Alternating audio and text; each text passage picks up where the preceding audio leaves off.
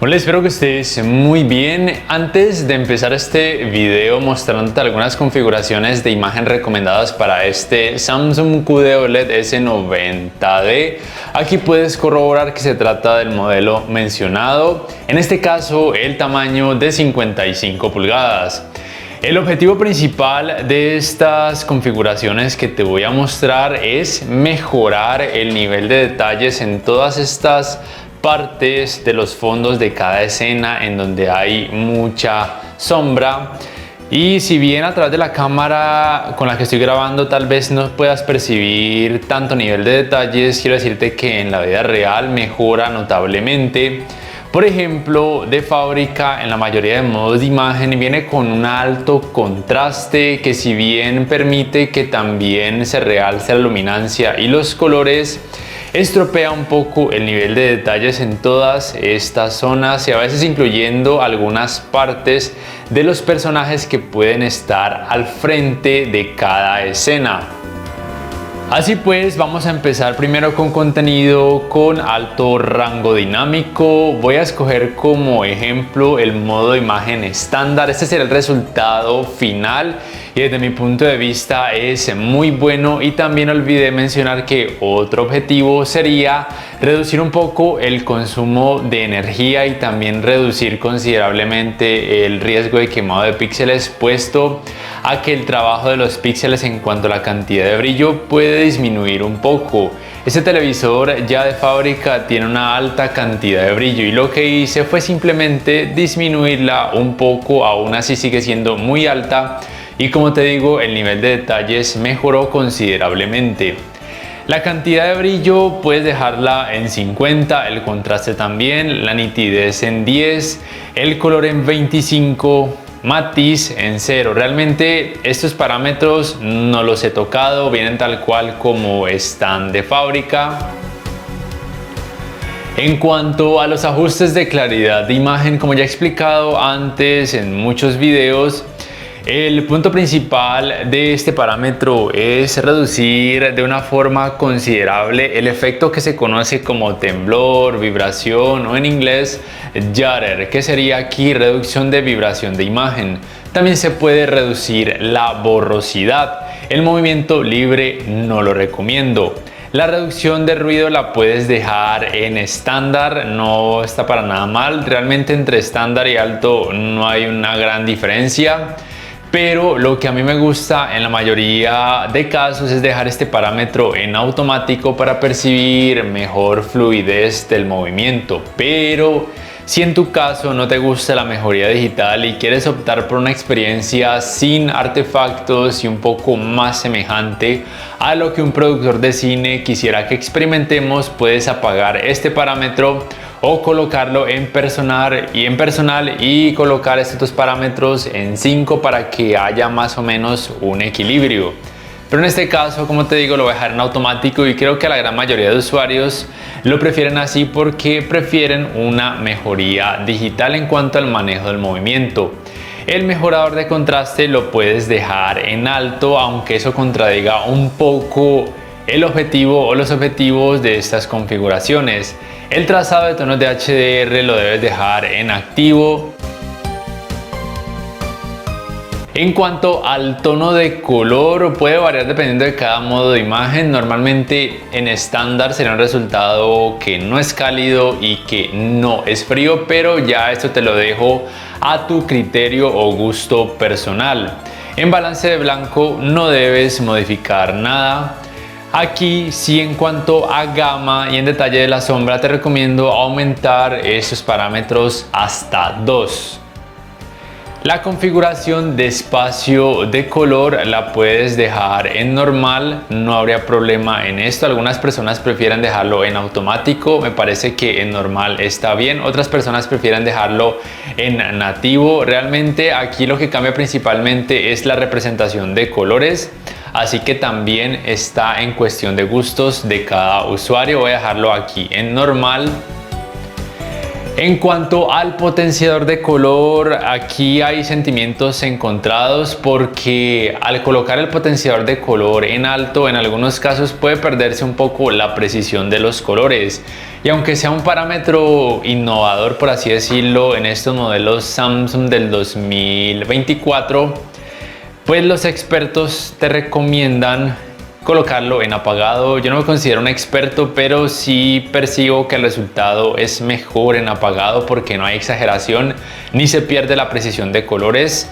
Siempre aquí se trata de cuestión de gustos, pero yo te voy a recomendar dejar este parámetro apagado.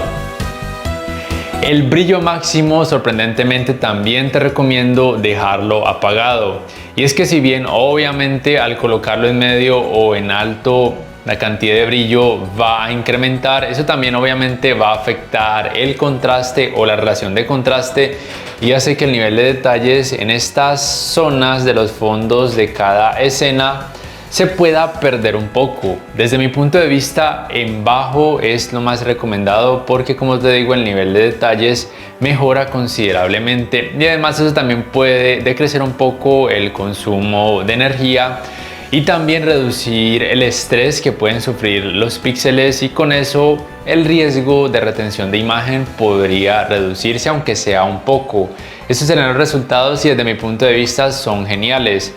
Y por supuesto quiero que ignores la tonalidad levemente rojiza que se puede percibir en estas partes blancas porque solamente es un efecto de la cámara con la que estoy grabando, porque en la vida real no se percibe así. En la vida real, con estas configuraciones que te he mostrado, desde mi punto de vista el resultado es muy bueno. Te invito a que las apliques y nos cuentes tu experiencia, o si tienes algunas configuraciones que nos quieras recomendar, las puedes dejar en la caja de comentarios.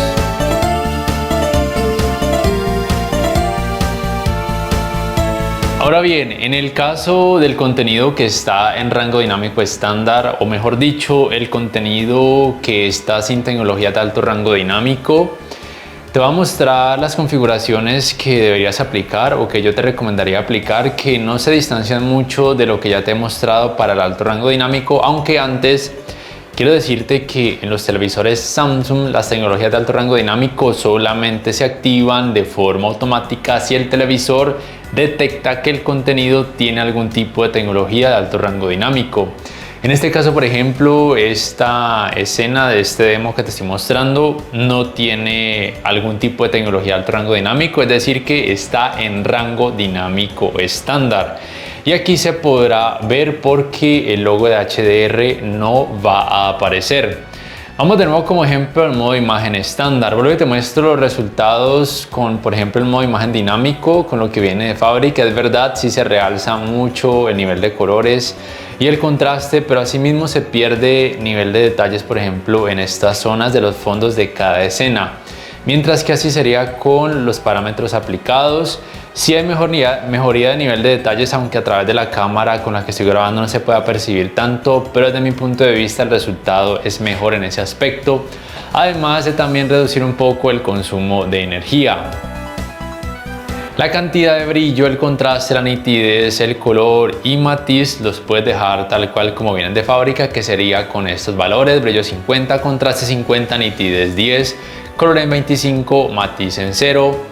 Ajustes de claridad de imagen, aplicaría lo que ya te he explicado en alto rango dinámico. Voy a dejarlo en este caso en automático. El mejorador de contraste te recomendaría dejarlo en bajo. Listo, de fábrica suele venir así, en alto. Siempre aquí también es cuestión de gustos, pero yo considero que el nivel de detalles mejora muchísimo en bajo. Trazado de tonos de HDR aquí no se puede activar porque el contenido está en rango dinámico estándar. Tono de color también aplica lo ya mencionado, es cuestión de gusto, si quieres una temperatura más cálida o más fría, pero creo que a la gran mayoría de usuarios nos gusta más una temperatura estándar. Balance de blancos, no debes modificar nada. Gama y detalle de la sombra también te recomiendo subirlo hasta 2 cada uno de estos parámetros. Configuración de espacio de color en normal sería lo más recomendado, aunque también puedes probar cómo tú lo puedes percibir en nativo.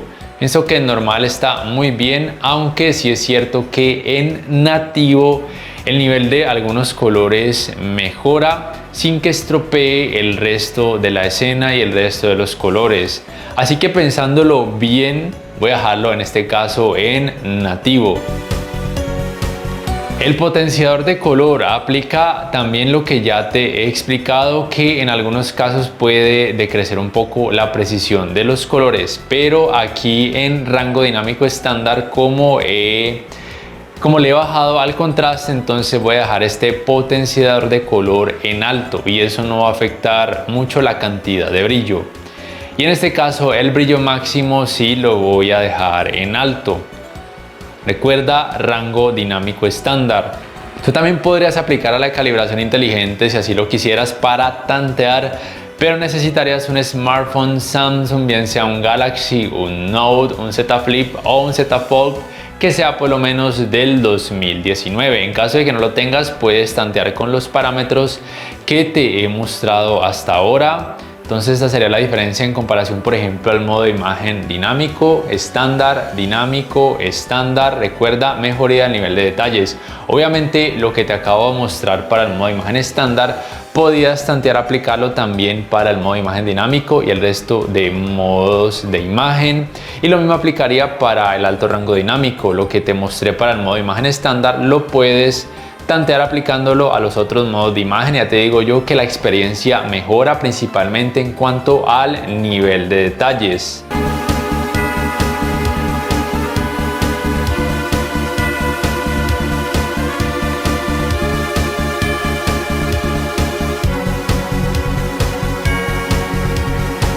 En cuanto al área gaming, lo primero que debes hacer, por supuesto, es cerciorarte de que el modo de imagen esté activado, bien sea que esté en auto para que el televisor lo active de forma automática al detectar un videojuego, o dejarlo siempre encendido. Y esto también con el fin, por supuesto, de hacer aparecer esta game bar en pantalla. Lo primero que te recomiendo es dejarlo aquí en modo de imagen automático para que la inteligencia artificial del televisor detecte la mejor escena de acuerdo al videojuego que vayas a utilizar.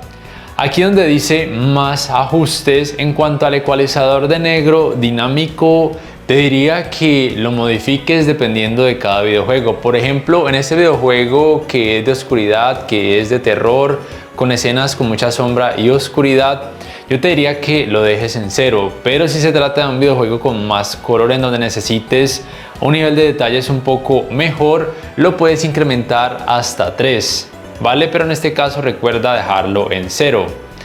El Motion Plus del juego, en este caso, como no he activado las tecnologías de frecuencia de actualización variables, este parámetro se puede modificar, pero como la consola es compatible con frecuencias de actualización variables, aunque en este caso no he querido activarlas, este parámetro no se podría modificar. Lo mejor sería activar la frecuencia de actualización variable desde tu consola de videojuegos compatible, bien sea por ejemplo la Xbox Series X, como es este caso la consola que estoy utilizando como ejemplo, o también por medio de la PlayStation 5.